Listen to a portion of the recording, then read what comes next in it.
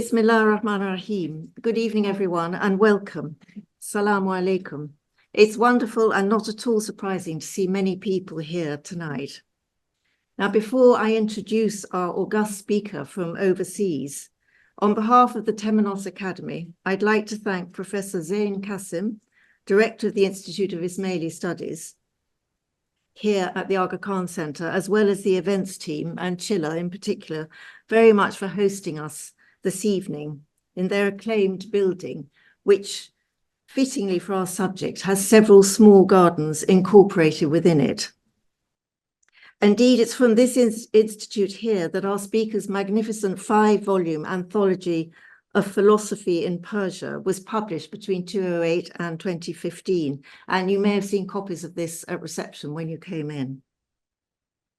Now, most would say that Dr. Nas needs no introduction, but in preparing for this talk this evening, I was reminded of his truly colossal achievements in the scholarly and academic world.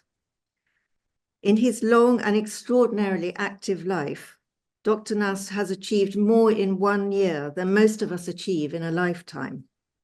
It's truly awe-inspiring. Just to give you a tiny taste, he was born in Tehran and educated in Iran and the United States, earning his Bachelor of Science in Physics from MIT, his Master's in Geology and Geophysics from Harvard, followed by a doctorate in the history of science, also from Harvard. This was all by the age of 25. And at 30 years old, Dr. Nas was the youngest person to become a full professor at Tehran University. He's published over 50 books and hundreds of articles translated into over 25 languages on subjects ranging from Islamic science, philosophy, art and religion, mysticism, poetry, and the environment, our subject tonight. He also possesses an astonishing memory, giving most of his talks without any notes at all, or on a piece of paper this size, which I've seen once. Dr. Nas has been hugely energetic in the field of interfaith dialogue, where the heart of his philosophical outlook, his profound belief in the transcendent unity of all religions, is made clear. Currently, he's University Professor of Islamic Studies at George Washington University, a post he's held since 1984, and with his energy will hold, God willing, for years to come. He's not smiling. But above and beyond all these academic accomplishments, Dr. Nas speaks profoundly and powerfully of the necessity of the transformation of our inner selves. It is only through this metanoia, as they say in Greek, or tauba in Arabic, that we may bring about any change or transformation in our attitude towards our environment. Dr. Nas was a well-loved friend of both Kathleen Raine, poet and founder of the Temenos Academy, and Keith Critchlow, co-founder of the Academy, and through whom I was so fortunate to meet you all those years ago, Dr. Nas, at the Royal College of Art in 1989. And in fact, you're one of the very first to be made a fellow of the Temenos Academy. And Keith Critchlow designed this geometric pattern for you. I don't know if you can see it. And you remember it. The Nasr design, he called it, meaning victor, and which was dedicated to you on your 40th birthday, not that many years ago. So many of us owe Dr. Nas an enormous debt of gratitude, not only for his tremendous knowledge, penetrating intelligence and discernment, but more importantly, his wisdom, spiritual perception, and great kindness, with the sharp sword of truth never far away. And we're especially grateful to you this evening, Dr. Nas, because I know that you've just returned from a tiring trip in Istanbul, where you gave 2 major public lectures and many interviews. One of the subjects was similar to our subject tonight, the significance of nature in the Islamic tradition. In this Temenos series on sacred nature, our lecturers each focus on this subject from a specific sacred tradition, Without doubt, the foremost voice from the Islamic perspective is our speaker tonight, famous, I would say, for saying, to be at peace with earth, one must be at peace with heaven. It was Dr. Nasr who gave the keynote speech at the first United Nations Conference on the Human Environment in Stockholm in 1972.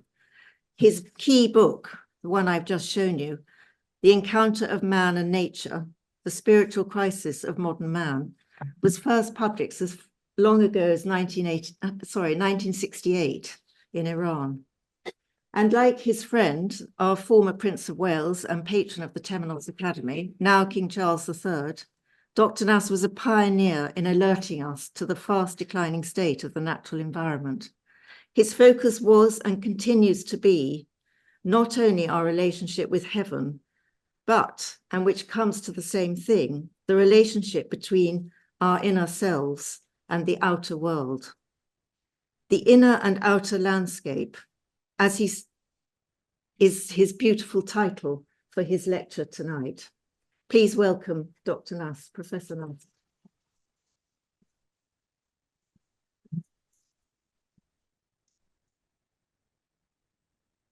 Bismillah ar-Rahman ar-Rahim. Ms. Clark, can you hear my voice? Yes, we can. Very clearly. Rabbi Yasser wala Yasser. It's a great pleasure for me to be able to address, although from far away, friends in London, in England, who have assembled here to listen to my humble words. I give very few public lectures these days, but when asked by the Temenos Academy to give a lecture, I accepted readily because it has something to do with the very foundation of this very important academy and intellectual and cultural center that I've created in England. I knew Kathleen Rain very well, and my establishment of the Iranian Imperial Academy of Philosophy was after its demise with the Iranian Revolution, caused Kathleen Rain to create the Temenos Academy, and we spoke oftentimes together. I had a humble role in the very conception of this important institution. I wish it well, and I hope that we will be able to serve not only your country, but people throughout the world with knowledge that is so important for us in this day and age. I also want to thank personally Emma Clark, whom I've known for many decades, who's a very close friend. And I want to express my gratitude to her for all the work that she has done and she's still doing for the Academy and elsewhere. And I'm very glad that I'm able to spend these few minutes on the basis of her invitation with you. Let me begin a little bit with Kathleen Rain. God bless her soul. She was quite a remarkable woman. And this whole issue of the inner meaning of nature and its relation to man's spiritual life was an issue of great concern to her. And we discussed these matters oftentimes together ever since she wrote her seminal book on William Blake. It was before I'd met her personally. I saw in that person an outstanding thinker, not only a great poet, and it was my dear friend, the late Dr. Martin Lings, Sheikh Abu Bakr Sirajuddin, who was a classmate of hers at Oxford, who introduced me to her. And as soon as we met, we became good friends, and we met on so many issues. We agreed except the issue of evolution. And she loved cats like I do. She said, Dr. Nasr, I believe in evolution, Darwinian evolution, but I agree with you on one thing, and that is the cat was born perfect and it never evolved. So at least we met together on one point in this very, very important issue. Anyway, in many ways, this lecture that I'm giving after several decades of not speaking to the Temenos Academy, I've given many lectures to the Academy in London in days of old, is actually, in a sense, dedicated to her memory and what she has left for the English-speaking people and England itself, which is very, very precious. And I'm so glad that there's a whole new generation now of Englishmen and women and Scottish and British all over Great Britain who are devoted to the question of the environment in a serious matter. But since my lecture is about spirituality, the inner and outer landscape, I want to begin by saying a few words about the word spirituality itself, which we now use a great deal, and sometimes I think not correctly. I remember my friend Houston Smith, the great American historian of religion, who once said, religion is out, spirituality is in. You find so many people in the modern world who say, I have no interest in religion, but we're interested in spirituality. As if one could say, I don't like apples, but I like apple juice. But nevertheless, a very common attitude that we face today. Actually, the word spirituality and people who use it and are dedicated to it is a recent event. The word spiritus in Latin, of course, and its equivalent in European vernacular language, l'esprit, Geist in German, and so forth, have a long history. But the word spirituality was not used in any significant way until the 19th century. It's a fairly recent term that has been introduced into Catholic thought and from there entered into other forms of thinking and has become a very, very important term. But for that very reason, there's a great deal of misunderstanding of it. And the misunderstanding is based on the loss of the real meaning of the word spiritus. Spirit is not pneuma. It's not psyche. It's not the psyche. Psychological is not the spiritual.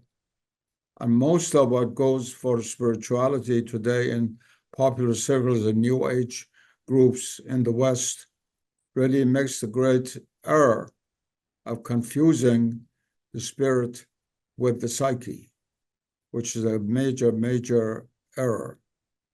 From a traditional point of view, the human being and the world both, basis on the macrocosm correspondence, which we all know about, is made not only of body and soul, we use that oftentimes, but is made of just nafs and ruh in Arabic, corpus, anima, spiritus in Latin. This tripartite division of the human being and of the cosmos, reduced to body and soul, is the great sin of Cartesianism. It was really in the 17th century, in the hands of Descartes and scientifically Galileo and others, that in fact the intellect was in a sense erased from the consciousness of modern man and equated with reason. Intellect is not reason. It's a very different faculty. The reason, in a sense, is a reflection of the intellect upon the level of the mind, but the two are not the same. And the word intellect lost its very, very important meaning in the general discourse that goes on. People oftentimes are called intellectuals without having any sense of the intellect as used by St. Thomas Aquinas or St. Bonaventure, or before that, St. Augustine, the whole great tradition of Western thought, of which the modern world should be heir, but is not to a large extent. Anyway, spirituality is not there only to satisfy the psyche. Authentic spirituality has to do with the spirit. We do not make the spirit, but it is within us. And we have the possibility of having access to it. It's different from our mind, which we can cultivate and strengthen and learn.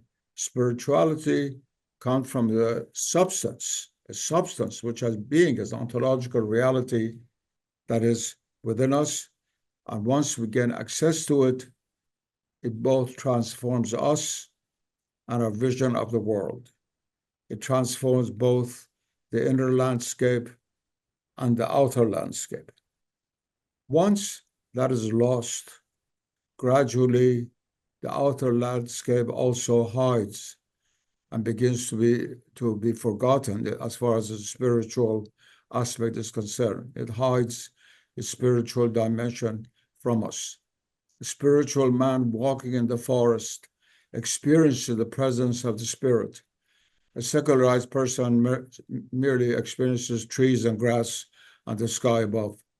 So it's a very important point to note that spirituality transforms our vision, not only of what we are inwardly, but also of what the world is out there, both the inner landscape and the outer landscape.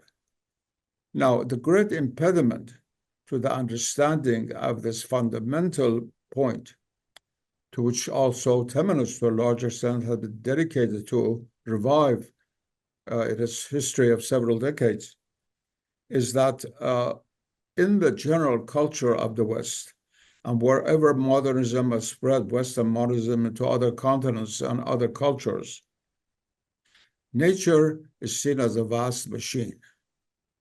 It is seen as a machine. Although you might cover it up with various names, it is seen as a machine. And the human body, human being, himself or herself, is seen as a machine. That's why when you go to a modern doctor today, he or she doesn't even look at you. She or he looks at a chart on the wall of your blood pressure and this or that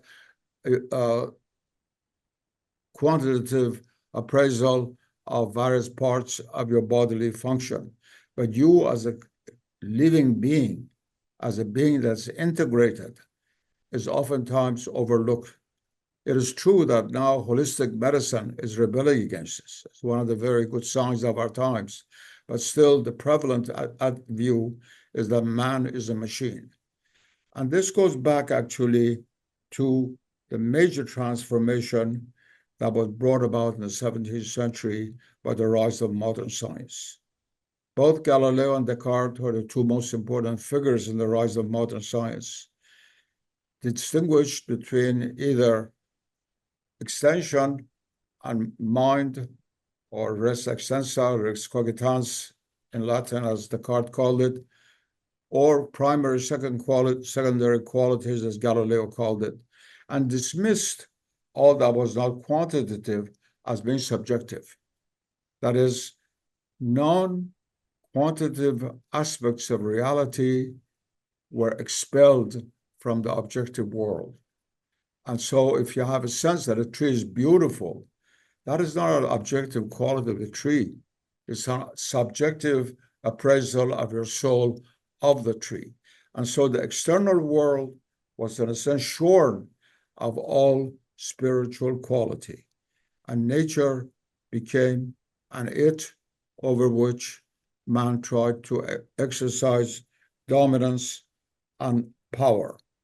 And this, as far as your England is concerned, goes back to Bacon, Francis Bacon, who said that the goal of science was power over nature. Science meant power over nature, domination. And that domination has led step by step to the suicide that we're now committing now by destroying the natural environment. Now, it's very important for us to understand fully as intelligent human beings, no matter what position, field of life, profession we have, but as intelligent human beings, to understand the process whereby nature as God's creation, as locus of presence of theophany, of a link to the spiritual world, was reduced to a pure it. Nature from a thou became an it, bereft of life, of spirit, of any innate meaning other than the quantitative. It's very, very important to understand this process. It's not for me to do that here.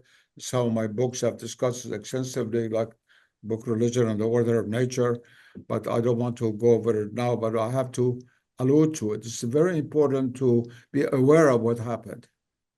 There are many people, including Muslims, who say the 5 daily prayers, or Christians who go to church on Sunday, But when they come out of a mosque or a church, the world they see out there is dominated by the mechanistic worldview, which began in the 17th century, was in a sense integrated by Newton, who himself was very unhappy about. He did that, by the way.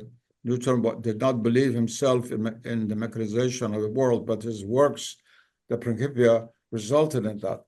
That world dominates over them, and it's now a global matter. And the spiritual aspect of nature is left for poets and artists to deal with, has nothing to do with science. We have limited the word science to materialistic science, not to scientia, not to sapientia, not to al-ilm, and other words in traditional languages which meant knowledge, organized knowledge. Science should mean organized knowledge, but it has to come to mean this very limited way of looking at reality, which we now identify as science, and any other view is said to be non-scientific. Somebody had decided what is science and what is not science, and the rest of us have to follow. Now, this has a very important history into which I cannot go, but starts actually before Galileo and Descartes in the Renaissance with the rise of rationalism. That is the independence of reason from both the intellect, the divine intellect, the nous, and also revelation. These two sources which transcend the human order, but which illuminate the human order and organize it and give it direction and meaning. It was cut off from that, and so-called humanism arose, and humanism, Renaissance humanism, meant in a sense the independence of man from God. God, in a sense, was replaced by man. Although people still talked about God, people still went to church, but intellectually, that is what happened. This humanism dominated over Western thought and still does, and we believe that only thing is real is what the human mind can understand or human reason can understand, and what we don't understand, someday we will understand, so just wait until new answers come. Now, the consequence of this came late. That is, when Galileo and Descartes were laying the ground for a materialistic quantitative science, the streams of Germany were not polluted. The air in the cities of Europe were not polluted. The earth was still pristine, pure. There were real locations, of course, of garbage thrown out of a city or something like that, but I'm not talking about the larger environment. The result came somewhat later.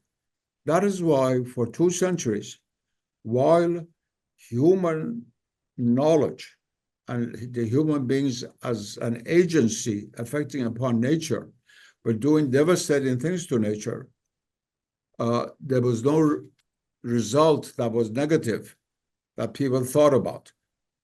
That's why you don't have environmentalism in the 18th century. Even the great romantic movement in England in the 19th century was trying to discover the beauty of nature. It was on the basis of sentiment, of emotions, not intellection. Wordsworth wrote many beautiful poems in praise of nature, but it's really a sentimental, emotional response, not an intellectual response to the mechanization that had taken place in the European mind concerning the world of nature. It's a very, very important point to detect. In our schools, in our universities, not only in the West, but in the Islamic world itself and elsewhere, in India and so forth, students who are introduced to modern science are not introduced to the process whereby first the modern scientific worldview secularized nature, reduced nature to simply a lifeless dance of molecules, to which then came later on evolution. And so from a ball full of molecules banging against each other, came out Jesus Christ and the Prophet of Islam and Johann Sebastian Bach and Einstein and everybody else were all in that bowl of soup. This is what I said appears absurd, but that's what evolution says ultimately, Darwinian evolution. I know in England it's hard to criticize Darwin because there's nationalistic sort of importance. And even in Australia, you have a city named Darwin, named by the English settlers who went to Australia. But nevertheless, it's important to realize what happened. There would have been no Darwinism without Galilean and Cartesian view of the world of nature. One came after another. And of course, I don't have time in one lecture to say anything about that, but except to indicate it. Anyway, nature caught up. Nature caught up, and gradually there appeared the environmental crisis. In 1953, a woman in New England, Carson, wrote a book because of the streams of New England were becoming polluted, which made some impact, and gradually people began to talk about it. But no one thought deeply as to what was really happening. I hate to say this until I gave the Rockefeller Series lectures in Chicago in 1966, called Encounter of Man and Nature.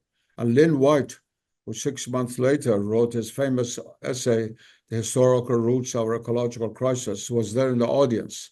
And he wrote that 6 months later. I won't say copied from me, but anyway, he was present. My big difference with him that he tried to blame Christianity. He tried to blame Christianity completely for the fact that you have the environmental crisis, what he called the ecological crisis. Whereas I believe it is much more complicated than that. There are other elements that were involved. It's true that Christianity, being a way of love, did not provide a revealed, religiously authenticated view of the world of nature. But later on, as Christian civilization grew, certainly created its own cosmology, the medieval Christian cosmology, in which the divine presence is there, and the question of the cosmic Christ, and all of those things which Christian theology develops gradually were formulated. And Christianity had great mystics who were very much interested in the world of nature. St. Francis of Assisi being perhaps the most famous among them, and that's why he's considered the patron saint of the environment now by the Catholic Church. But anyway, it was only after the 1960s that gradually awareness of the environmental crisis came about. I never forget, when I gave those lectures at the University of Chicago, it met with bitter opposition from many Catholic and Anglican thinkers in both England and the European continent and the continental Europe. Who is this man from the Middle East and Muslim telling us the grandeur of Christianity that produced science, it produced modern medicine, it produced airplanes that fly, this kind of thing that no Christian theologian would say now anymore. But I received tremendous criticism because of what I had said. But gradually people began to realize, including Catholics, who changed their position completely. And gradually many important Catholic and Protestant theologians came around who began to realize the importance of the environmental crisis. And however, because Christianity for centuries after the Galileo trial had kept aloof from development of modern science and technology, and because it had identified itself for so long with modern Western civilization, which spread, in fact, a secularist view of nature all the way to China and India and the Islamic world. Because of that, a strange situation developed in which the change to a Christian view of nature became very, very difficult for many. And the first people who took major steps in the environmental movement in the West, in fact, were not Christian. They were usually Swedes and Norwegians. It started as Scandinavia and then spread to Germany and much later to Catholic Europe. The environmental movement in Spain and Italy and France arose much later than in Sweden and Norway and Germany and Denmark and countries like this. It is very, very interesting. I remember once I was in Sweden and giving a lecture on this issue.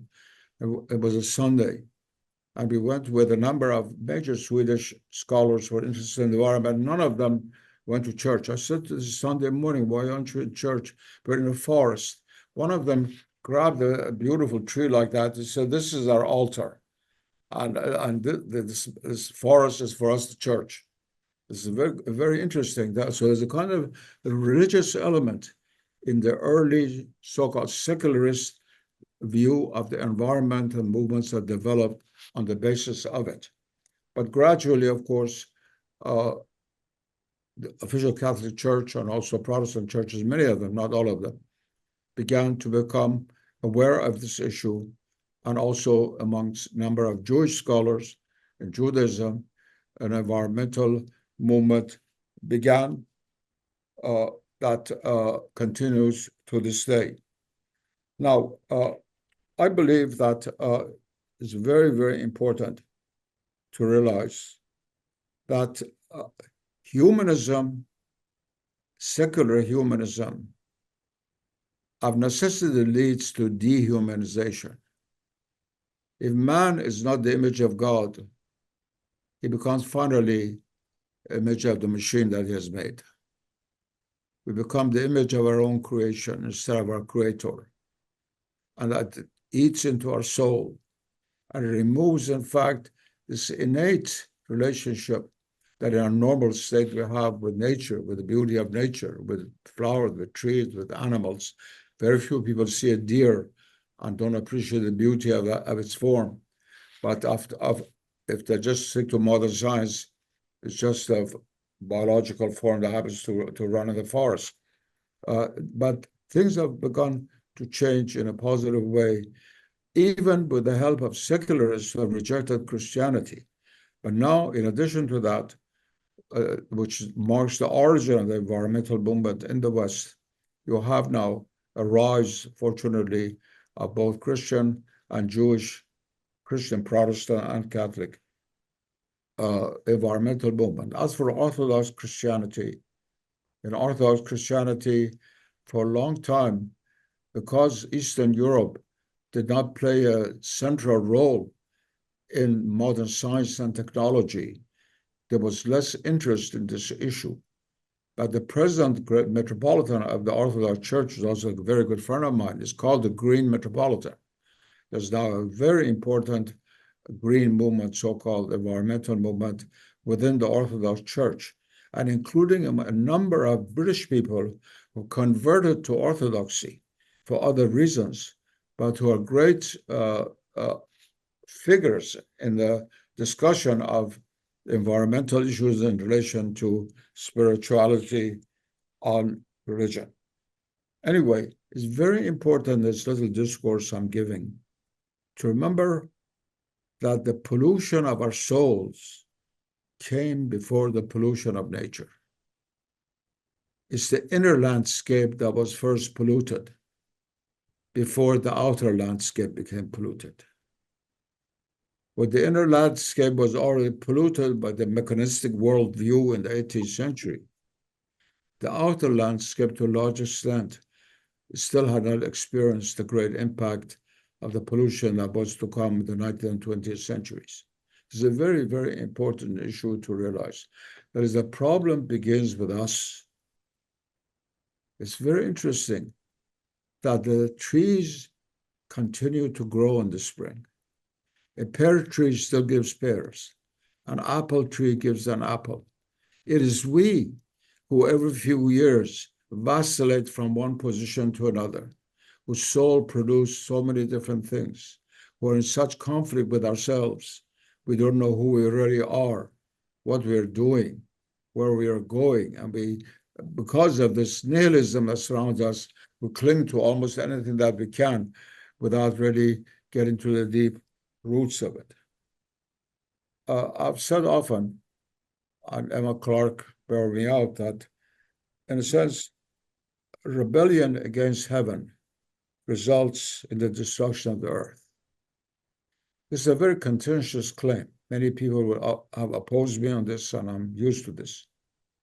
But what I mean by that, rebellion against heaven, is that once you reject the spiritual world in its ontological reality. I don't mean just with the psychological world called spiritual, the real spiritual world, the world of spirit, of revelation, of noetic knowledge, of illumination, of transformation of our being by the light that shines at the center of our heart.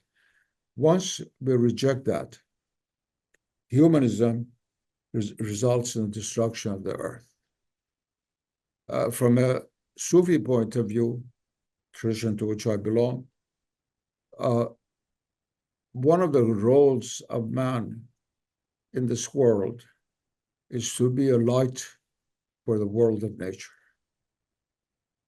Man is like, as the Sufis have said, like the window of a house through which the light of the sun shines into the whole house. Once that window is darkened, the whole house becomes darkened. It's an image that I want to leave with you. That is our neglect of the spirit within us and the objective spirit, which ultimately is the divine Geist, divine spiritus. Once we negate that, in a sense, the darkness of our soul reflects through our actions, through our doings, through our thoughts, in the ambience around us. No creature in the world, no matter how big like an elephant, how dangerous like a rattlesnake, can destroy the balance of nature. Only we can do so. Only we can do so. And this is itself a sign that we are not only an animal. No animal can destroy the ecology of the world, but we can. We can. And that itself is a sign of our representing the divine reality in this world. In the Islamic terms, I've said so many times, al-insan, the human being, is at once Khalifatullah, the vicegerent of God on earth, and Abdullah, the servant of God. Modern man, as I've said so often, wants to be Khalifatullah, wants to be God's caliph on earth while you're forgetting God, but refusing to be God's servant. And that is the most dangerous of all things.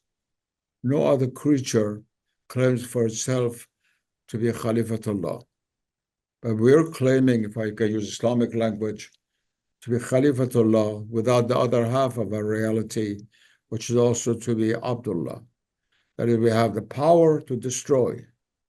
We can also, of course, build, we can make, but the power to destroy, which become more dominant as we see in the world around us. We have the power to destroy.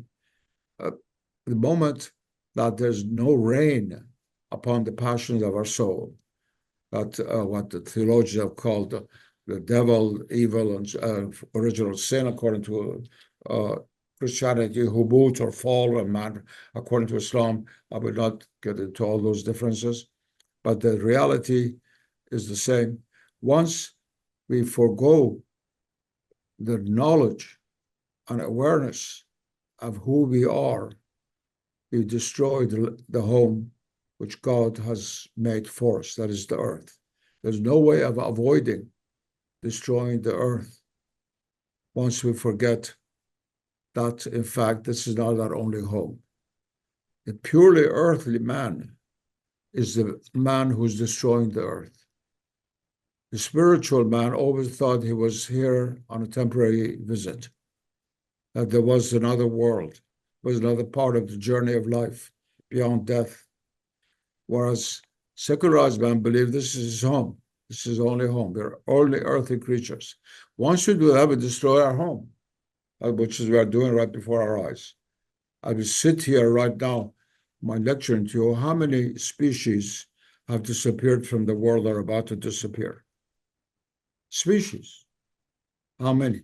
You all read about it and you know about it. So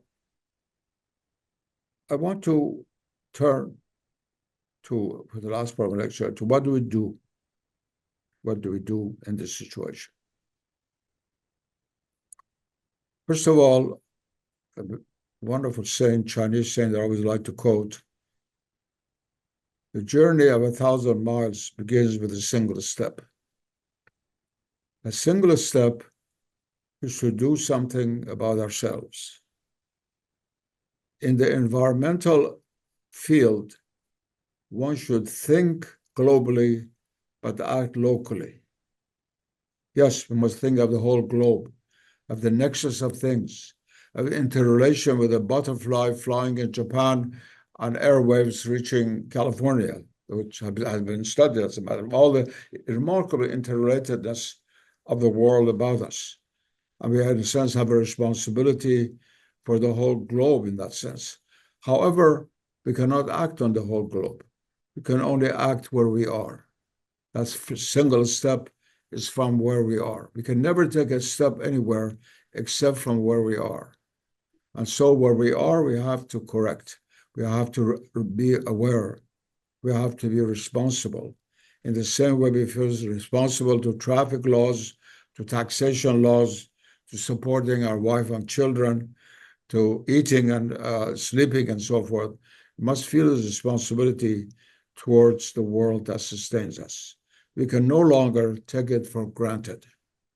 And I want to add here, for those who are beyond the Western world and listening to these lectures, because our lectures go all over the world, one of the most tragic events that is taking the world today is that many people in the non-Western world make the following false argument, saying that while the West was getting rich and polluting the world, nobody said anything.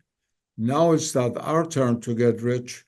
Then the West tells us, don't do this, don't do that, don't pollute the Volga River or some river in India and so forth and so on. Why not? Now it's our turn. Let us also get rich, then we'll talk about it. This is a remarkable suicide, the whole idea that unfortunately is very prevalent, including my own country. I gave numerous lectures in the old days when I lived in Iran on this issue. And many people who are people of a really good faith, they believed in their people, they believed in goodness, they thought that somehow the West will solve the problems. The important thing for us is to gain wealth and power like the West has, so the West doesn't dominate over us anymore. This is the unfortunate political, social reality that we have to confront. You cannot say that if we're all in the same boat, that one side of the boat is sinking, they said, all right, we'll do the same, drain a hole also on our part, we'll all be saved together by the second boat that will come along and save us. That's not going to happen. That is not going to happen. Everything that we do to the environment, in a sense, can be global without our knowing it. If we pollute the Hudson River, its pollution reaches all the way to Europe. It's been measured. It's been measured. Every act that we perform has a reaction in the ecological world far beyond what we can imagine. We're affecting now the internal organs of fish below the sea, of birds flying in the sky. How many of you are now refused to buy fish, certain kind of fish, but they're polluted? We're polluting our own source of food through adding all these chemicals, all these artificialities that we're adding. And so the problem of the environment hovers over us as an all-important problem. I believe that good engineering is not enough. It's not a question of engineering. It's a question of changing our Weltanschauung, our worldview. The worldview that has dominated Western man since the rise of modernism and the Renaissance has resulted in these catastrophes. I'm not even talking about 90 million people getting killed in the Second World War, more than all the wars of history. I'm not talking about overpopulation or all these things that are consequences of modernism. I'm talking about actually what is happening now. We have, in a sense, polluted the world through the idea we can engineer everything to human benefit. And so with good engineering, we can remove the effects of bad engineering. Yes, on a smaller scale, yes. We can make cars give off less poisonous gas by fixing the motor. Yes, having electric cars. But that's not going to solve the major problem. The major problem is much deeper than that. It's good to do the little things that we can do. I'm not against that. I'm very much for it. But that's not going to solve the major problem. The major problem is that we have to change our worldview. We have to change the view of what we think we are, where we come from, what are we doing here, where are we going. Unless we change that, we'll be a very unhappy creature who tries to find happiness in worldly things which are transient, and we'll have very little power to withstand all the tragedies of the world that, in fact, the world presents to us, where the world is always the world, it's not God, and looking for perfection on a level of reality where it does not exist. And the key to all of that is to rediscover the inner landscape, to purify it, to remove the pollution from within ourselves, within our mind, within our intellect, within our hearts, within our soul, from the world of ethics to that of metaphysics, to purify the inner landscape. And also, having done so, to be able to see that we have a responsibility for the outer landscape. Yes, nature shall have the final say. I would say jokingly, with all these storms going on in the United States, to American friends, it says that song that you sing in America, anything you can do, I can do better. Nature is telling us, if you can destroy the earth, I can do a better job. I can do a better job. And nature will have the final say. No matter how powerful our factories and modern science and so forth, nature shall have the final say. And so the important thing is to have another view of what nature is, what that outer landscape is. Nature is not only force and matter. It's not the Cartesian and Galilean world. Nature has a soul. It has a spirit. It has, except we who do not have the right ear cannot hear its voice. I, being a Persian, can never lecture without at least quoting one Persian poem. Great Maulana Jalaluddin Rumi says, Kash ki hasti zabani dashti, ta za hastan pardaha bardashti. If only the world of existence had a tongue, so it could lift from existence the veil.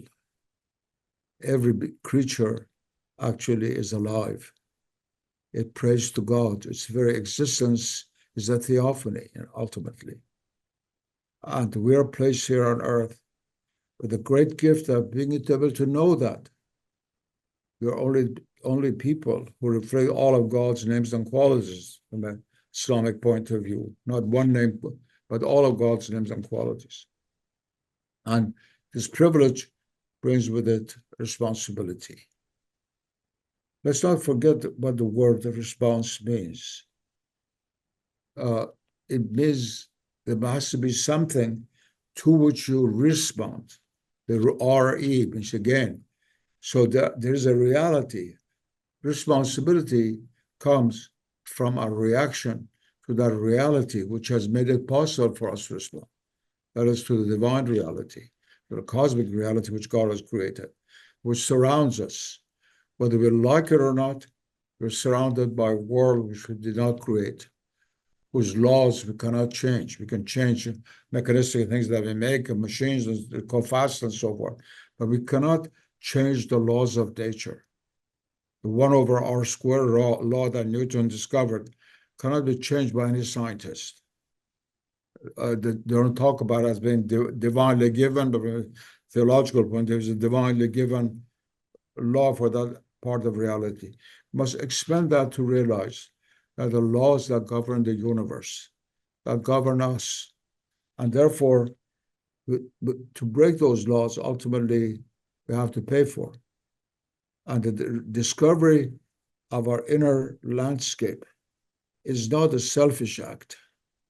In fact, it's the most selfless act that we can possibly do, because to discover the landscape is to go beyond the self as ego, as nafs, to transcend this little bubble with which we identify ourselves, And by transcending that, we realize our affinity with the cosmos out there, with all the creatures of the world, to whom then we have a sense of responsibility, as a responsibility towards God. And to realize that, especially for religious people, our responsibility is not only towards God. It's not only to say 5 times of prayer a day or go to church every Sunday. It's also responsibility to our soul and the responsibility to the cosmos and the creatures in the cosmos. There are 3 responsibilities we have: to God, to our inner self, and to the outer landscape, to the cosmos itself. I hope very much that lectures like this, attended by you from far away, and I've come far away to lecture to you, will inshallah help in some way to awaken us all to a reality which is absolutely essential to realize, and without which our grandchildren would no longer be able to live on the earth which God has created for us. Thank you very much.